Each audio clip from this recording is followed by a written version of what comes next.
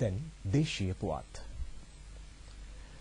මව්බිමේ නිදහස් හමුවේ සෑම නිවසකම ජාතික ධජ ලෙලදෙන දිනය වැඩි ඈතක නොවන බව ජනාධිපති මහින්ද රාජපක්ෂ මැතිතුමා අවධාරණය කරයි.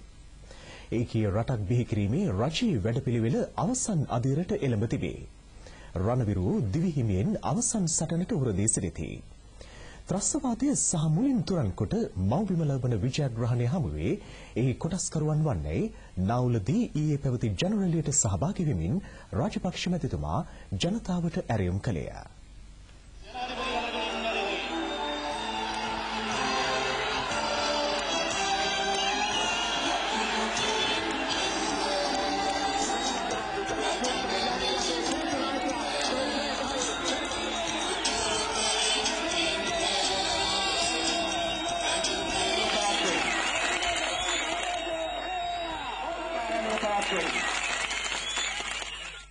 අපි ඓතිහාසික ජයග්‍රහණයක් ලබන්න යන මොහොතක්.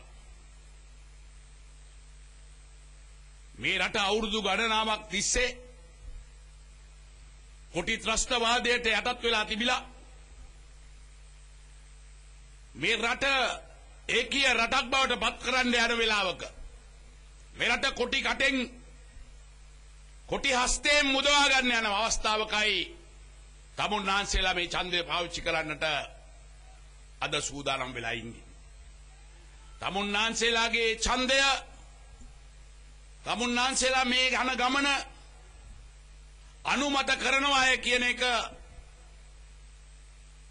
මේ ලෝකයට පැහැදිලිව ප්‍රකාශ කරන ඡන්දයක් වෙනවා.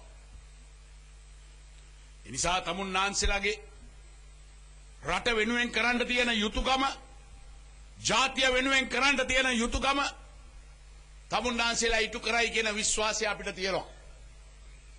මේ රටේ සංවර්ධනය අපි යුද්ධය හිඟන්නාගේ තුවාලයක් බවට පත් කරගත්තේ නැහැ. අවුරුදු 2.5යි 2 මාස 4යි අදට මහවිල්ලාරුවෙන් පටන් ගත්තේ මාස 7ක් ඉවසලා හිටිය ආණ්ඩුවක් කරලා මහවිල්ලාරුව ආරම්භ කරපු ගමන ආපස්සට අපි හැරුවේ නැහැ. අද අපේ රණවිරුවන් කොටු වෙලා තියෙන ඒ ත්‍රස්තවාදී නායකයින් ඇතුළු ප්‍රමාණය මූදට තල්ලු කරන්නට වැඩි දවසක් යන එකක් නෑ සහෝදරවරුනි.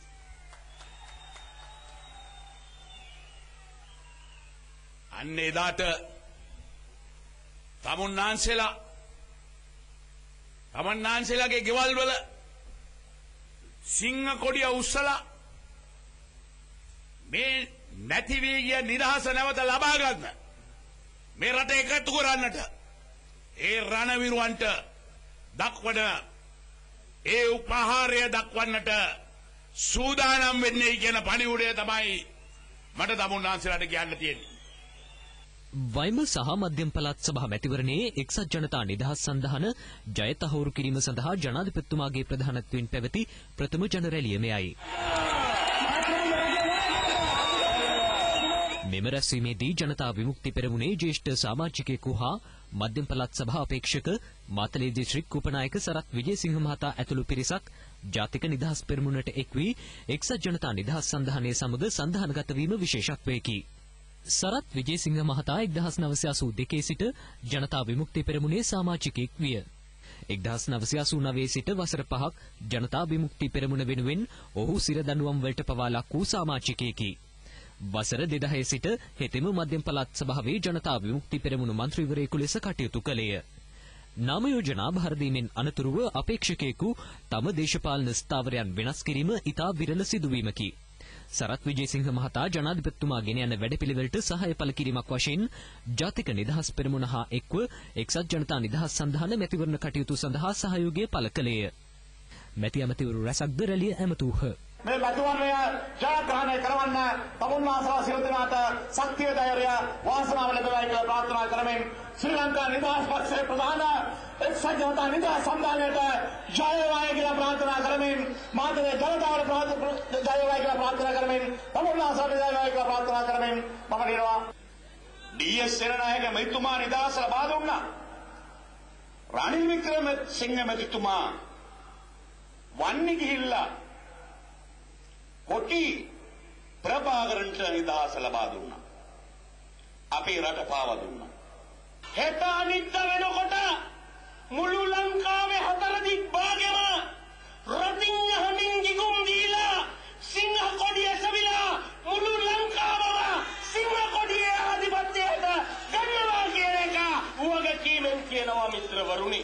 ලබන 14 වෙනිදාට මේ ශාපලත් නඩය රනිල්ගේ හකීම්ගේ මංගලගේ මේ තුන් කට්ටුව දේශපාලන වශයෙන් සදාටම පරාජය කිරීමෙන් මිත්‍රවරුනි ඒ තීන්දුව ඓතිහාසික සංකඩ ගලගන්තාව ගණී කියන එකයි අපි බලාපොරොත්තු වෙන්නේ.